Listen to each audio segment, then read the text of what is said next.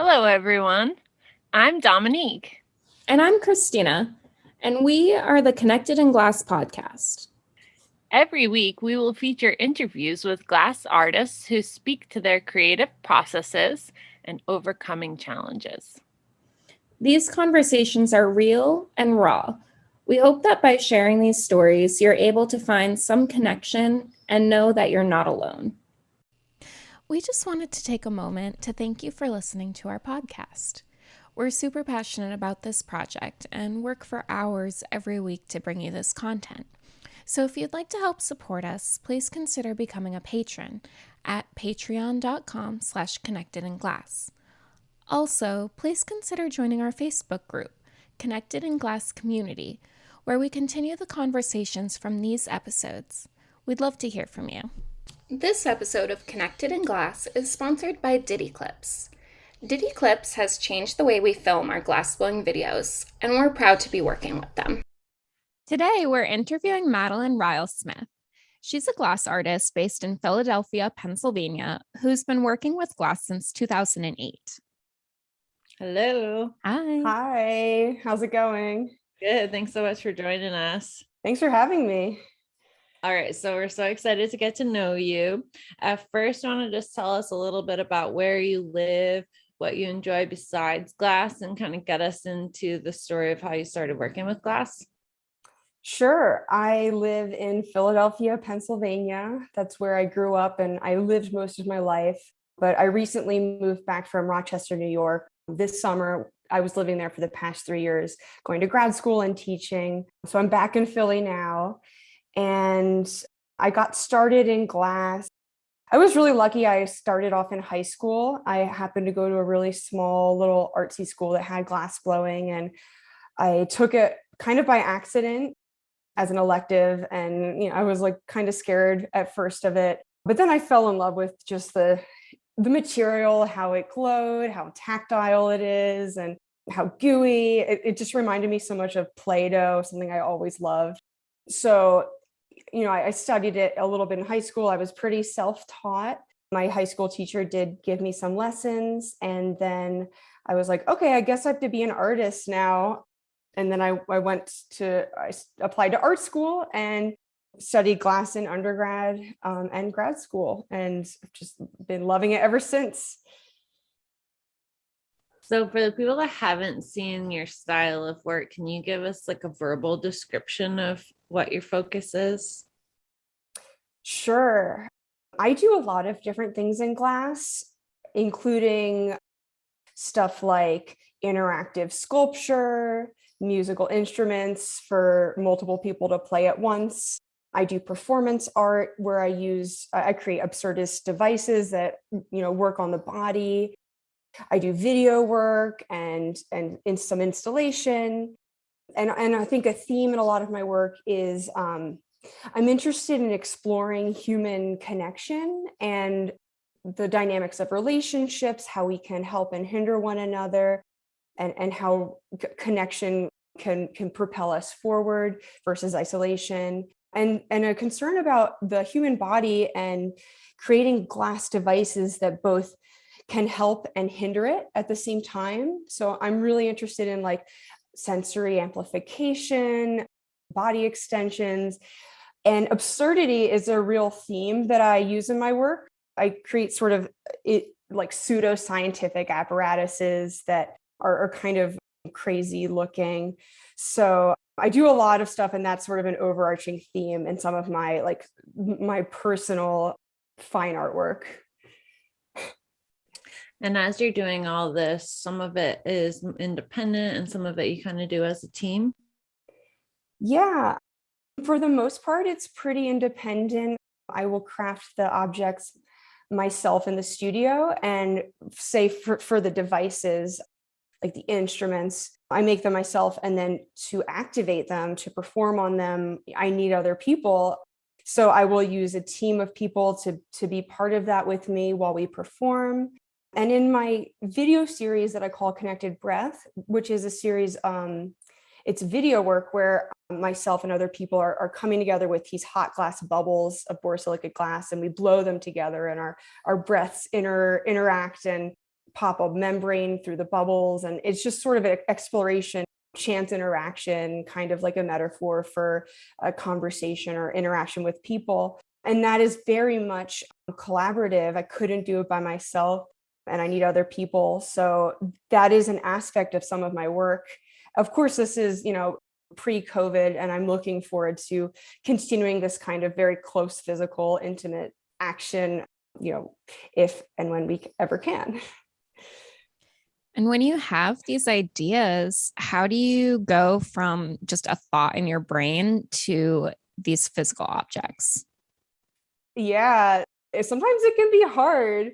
I will try to draw. I used to be pretty good at drawing, and I've honestly lost that skill.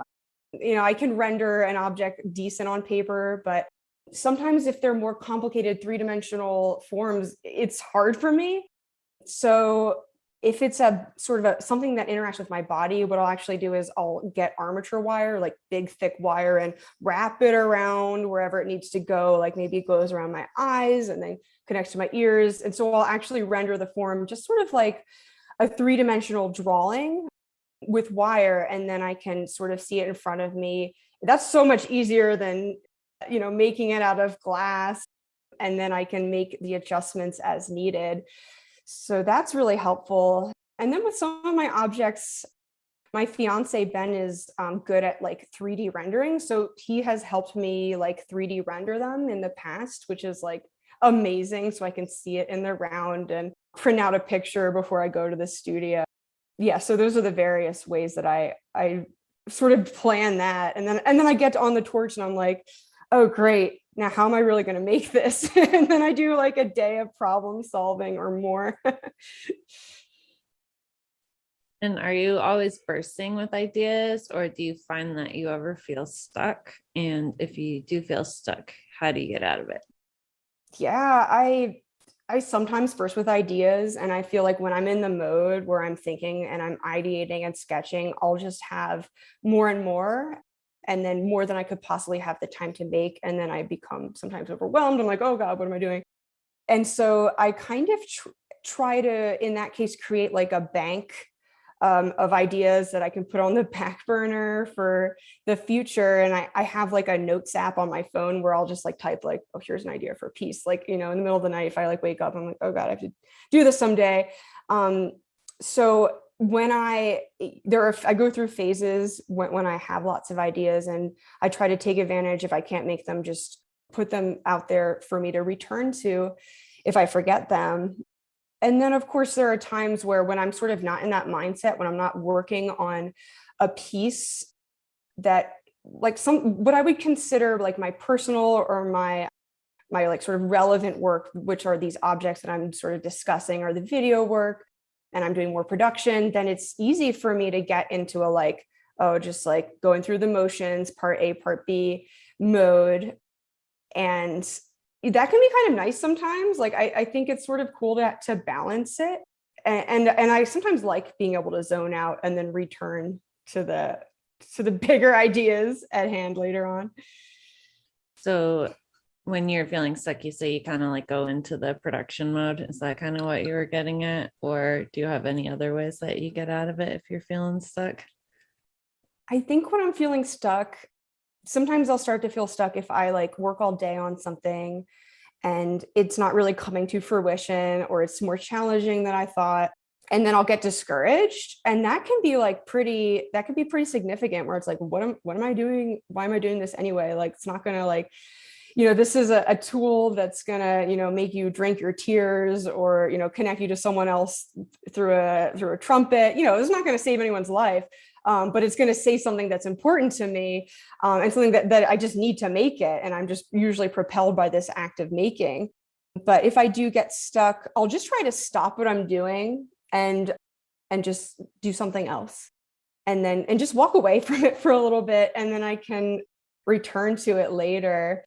Yeah, but there's a lot of different sort of things that I do. And like if I'm getting stuck, sometimes I'll just play around on the torch, like get a piece of glass, get a tube, open it up into a sheet, manipulate it till there's almost nothing there. I'll, shoot some videos on my phone, try to create some footage and just capture parts of the process that make me really excited and try to regain the excitement and enthusiasm with fresh eyes, like, like I did when I was a beginner, or like how, beginners often do this sort of like, wow, what is this magic? And that can help me out. I feel like your social media presence, you have like very unique voice and video styling. How do you work through the process of creating a video versus creating a product? That's a great question. Yeah, the social media thing I started like really kind of getting into about a year ago. And TikTok like reached out to me. They found me on Instagram and they're like, "Oh, will you make educational videos for our creative learning fund?" So I kind of, with that format and on the internet platforms like TikTok or Instagram, it's really about like this economy of attention, and attention's a premium. So like, how do I make a video that can take someone's attention and like try to immediately capture their imagination or their eyes and make them want to keep watching and learning? So my videos, I think of myself, or I try to be an ambassador for Flameworking. Flameworking is my main process and my sort of tool of choice. And I want to bring that to a larger audience. So social media is great for that. So I often try to create little educational videos, whether it's about, how I make a blank, or how this tool works, or showcasing a cool process, whether it's something I'm doing or something cool that a friend is doing in the studio and I want to capture it. So I try to make them little sort of like bite-sized pieces of information, and it's a great exercise for me in being concise. Like, I could go on all day about the things I love, and how you flare open a goblet foot. But no, I'm going to try to give it to you in 15 seconds. And then you can come to like my YouTube to learn more or something. So that's been a great practice for me. Just figuring out how can I pare down a message or an idea into the most essential elements of it. And so that's kind of how I create these videos, which it's kind of cool because I've gotten to reach huge audiences on TikTok and other social media platforms, which is kind of unexpected. And children, or I don't know who, will like message me, be like, how do I start working with glass? And that's kind of cool to be able to bring it to people who don't know about it otherwise. But it's also been a good kind of practice for my own artwork, because what I really want my work to do, whether it's my sculpture or production line, my jewelry or video, is to kind of create an immediate reaction out of someone, and whatever that means, whether it's intrigue or disgust or fear or something. So that's kind of it kind of goes along with my own work, surprisingly. I was wondering if it's because you kind of have to put yourself out there a little bit when you're creating all this content and posting it out to the world. Is it ever hard to do that with other people maybe putting their judgments on your work onto you? Does that make sense? Oh my God, yeah. When you like put yourself out there on social media, you open yourself up to so much crap. And on these semi-anonymous platforms, people will always have something to say. And if a video gets millions of views, you're going to have a certain percentage of just, people being like, what is this garbage? And I think that I've become less and less sensitized to it, because they're just random people in the void, usually, who are just, trying to have like, I don't know, entertain themselves. So that's sort of something that comes with, if you want to create, I don't know, put yourself out there and be visible, is you have to be ready for that.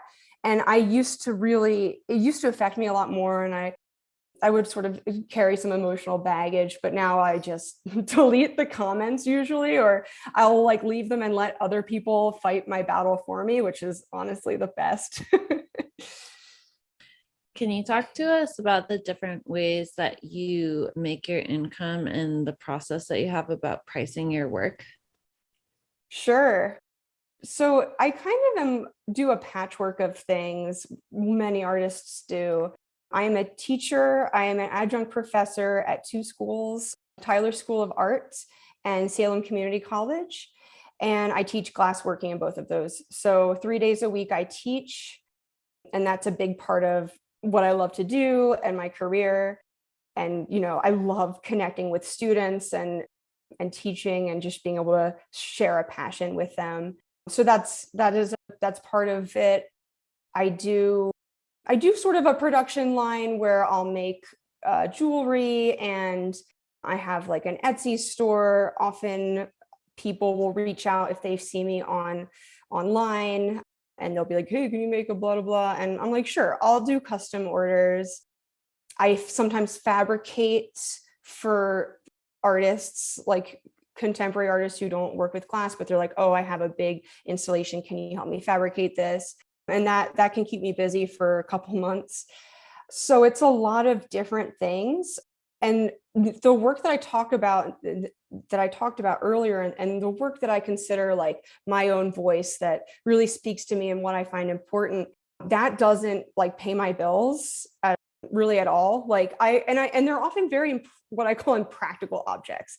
Like the 4-person trumpet, that's like huge. It takes up a giant table. It's hard to ship. No one's really going to want it in their house unless they're like really, I don't know, eccentric.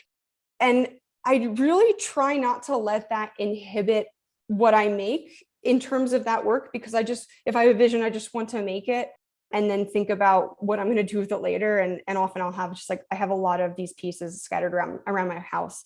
But those are the pieces that get into shows and that I think push me forward creatively and push my career forward. So it's kind of funny because it's sort of, when you think about your time spent as an artist and time equaling money, when I'm in production mode, I'm like, okay, I've got to whip out a wearable in 30 minutes or less, and I'll sell it for this amount.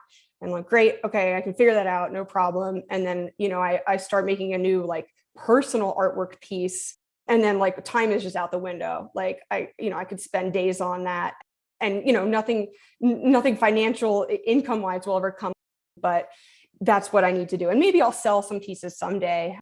So it's kind of a balance. Also, that is the work that I put on social media sometimes.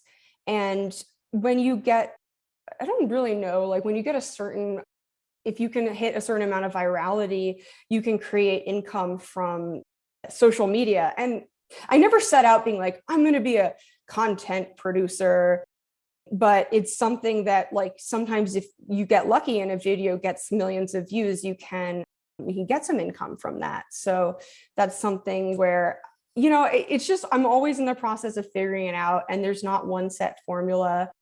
But part of it is like, if I can create a short video that tells a story while I'm making a piece, then that's great. Like kill two birds with one stone. And it always differs year to or month to month. Like now in the holidays, I'm more in like grind, making gifts and filling custom order mode. So it's just always something different. Is it hard to switch from those different mindsets to like being a teacher and then to working on commissions and then being an artist? Yeah, they're very different mindsets.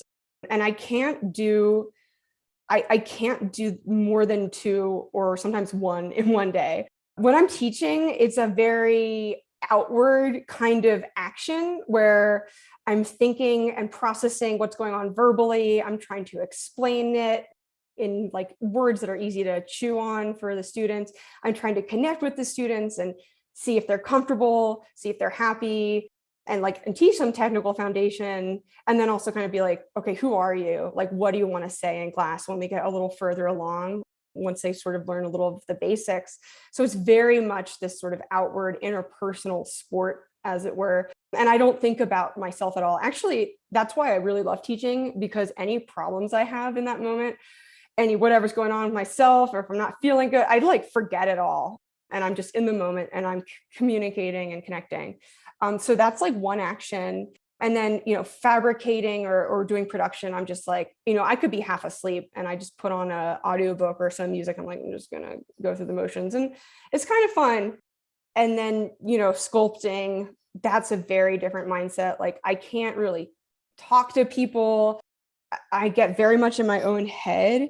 And if other people are around, I'll get very distracted very easily. Often I'm doing weird things when I'm making that kind of artwork, like blowing into glass tubes, making like really annoying, obnoxious sounds, or like putting like pieces of glass over my face and like seeing like, oh, how's this look? Things that are like kind of like awkward to be around other people, but I do that anyway. So they're very different modes. And I kind of decide like in the morning, or I usually plan ahead, like, okay, today I'm going to teach and that's it. Or I can teach and fabricate. Today I'm going to do like try to make my work and ideate and nothing else. And I don't really easily like to switch from one to another. I can so see that. What would you consider to be your own personal definition of success? And do you feel like you've reached that? Oh, that's such a cool question. No, never reached success ever. Never satisfied. You can have like a working definition of, okay, things are going all right, but something like I deal with is never like feeling like satisfied, or and I think that is a lot of people deal with that, a lot of artists, and it helps avoid complacency and wanting to push forward. So no, I've never reached it, but success, I think it's a continual process of becoming. I would like, on a really practical level, my goal is to use flameworking in a contemporary art context and to broaden awareness of it to the world. And that can mean a lot of different things. But, when it gets down to it, I think success is being able to find a balance in your life between work and connection with people, and being part of a community, and interacting with people and touching people's lives in a positive way. And that's really always been my goal. And I'm actually feeling like I'm getting there, or I'm experiencing that now, but it's just something you always have to do. And you always have to work towards, because for me, at least, and for a lot of people, I think like when you're making, it's very solitary, and flameworking super solitary. So, if part of me would just want to stay in the studio and work all day, but like you can't do that. I wouldn't be happy. I wouldn't be fulfilled if that was all I did. So I need to connect with other people at the same time. And that's what makes me feel fulfilled. Is there anything that you wanted to talk about that we didn't ask you, or anything that you wanted to end on? Yeah, sure. Well, one thing that I do want to mention is, speaking of connection, a project that I have going on that's sort of recent is I'm working with my friend and colleague Amy Lemaire, and with Geeks, the Glass Education Exchange. And this year we've created the Flameworking Affinity group.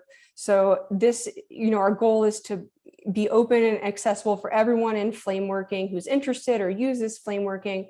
And we're creating new language and dialogues where we can all be a part, because flameworking, it has so many different subsets and subcategories. And while we're all connected, sometimes it doesn't feel that way. So we're creating an inclusive group where we're doing meetings where people can join, and we have a variety of topics, whether it's educational resources or like the changing landscape of the art form, and creating inclusive language where we can all feel welcome. And so that's something, I'm thinking about connection and how technology moves us forward, even right now, like how we're connecting through technology. And it's sort of an amazing thing. And I do think that technology is changing how we communicate and act together. And we really can fight these sort of the problems we have where we're all feeling disjointed and disconnected through dialogue. So that's something that's really exciting, and kind of goes along the lines of what's really passionate to me. And so if anyone listens to this is interested in flameworking at all, please join us. You're welcome to. It's GEEX, Geeks. Yeah. And, I think one of the questions that was sort of asked or was prompted earlier is like, do you have advice for people? And I mean, yeah, I do. I think for me, one of the life lessons I've learned is, I have experience with chronic pain, and I've had that for a really long time, and it's limited what I've been able to do, and it affects me every day. And while that's really given me periods of isolation and, inner turmoil, what I've learned from that is when you have a difficulty or you have pain, mental, physical, or otherwise, you just have to actively search out beauty and joy and what makes you happy. And it's really sort of made me sort of cut through all like the BS, and not really worry about the little things, but rather like just focus on what I love. And so it has discomfort has a clarifying power where you can actively work against it and just try to find like your life raft and pull yourself out from over it.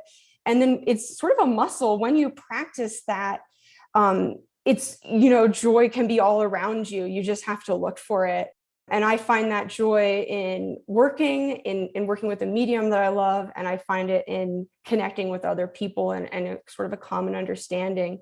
So that's really like the sort of thing that I think is like the idea that's helped me change my life around. And if I had advice for people, if it could be applicable for anyone, I would love to impart that is, I think beauty is trying to turn pain into joy, or whatever, in any way you can find it.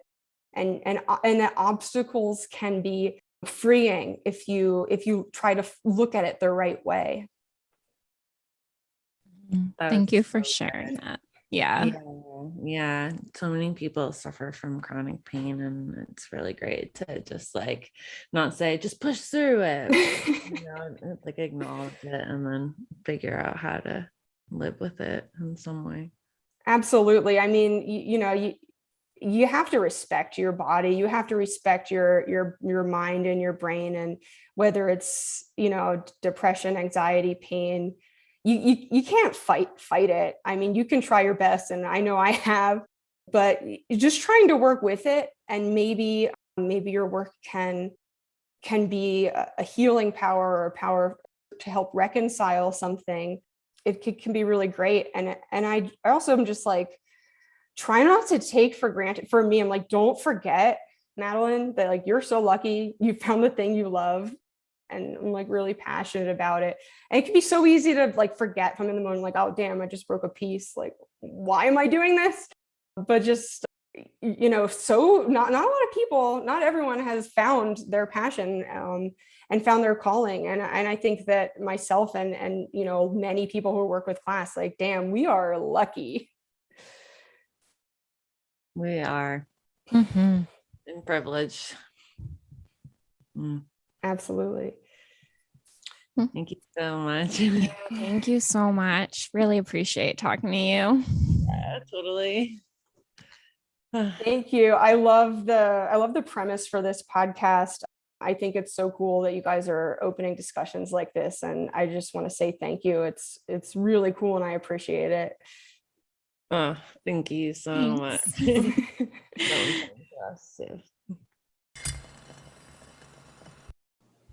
Thank you so much for listening to this week's episode of Connected in Glass.